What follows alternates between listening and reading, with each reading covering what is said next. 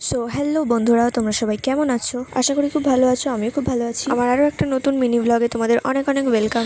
আজকে আমি আমার বোনের আবদারে বানাতে যাচ্ছি আমড়ার আচার। ভাবলাম তোমাদের সাথেও শেয়ার করি, চলো। তো যাই হোক, গ্যাস জ্বালিয়ে কড়াইটা বসিয়ে দিলাম। তারপর অল্প পরিমাণ সর্ষের তেল দিয়ে 5 ফোড়ন দিয়ে দিলাম, সাথে দিয়েছিলাম একটা শুকনো লঙ্কা। এগুলো একটু নাড়াচাড়া করে দিয়ে দিলাম আমড়াটা সকালবেলা আমি নুন দিয়ে মাখিয়ে রেখেছিলাম এবং রান্নাটা করছি বিকেলে। আসলে এর আগে আমি কোনোদিন আমড়ার আচার বানাইনি, আজকেই প্রথম, জানি না কেমন হবে। তো যাই হোক, অল্প পরিমাণ হলুদ আর লঙ্কা গুঁড়ো দিয়ে আবার একটু নাড়াচাড়া করে নিলাম। তারপরে দিয়ে দিলাম পরিমাণ মতো চিনি। তারপর বেশ কিছুক্ষণ নাড়াচাড়া করার পরে আমার মনে পড়ে আমি তো নুনই দিইনি। আমি কিছু রান্না করবো আর কিছু ভুলে যাবো না, এটা কি হতে পারে?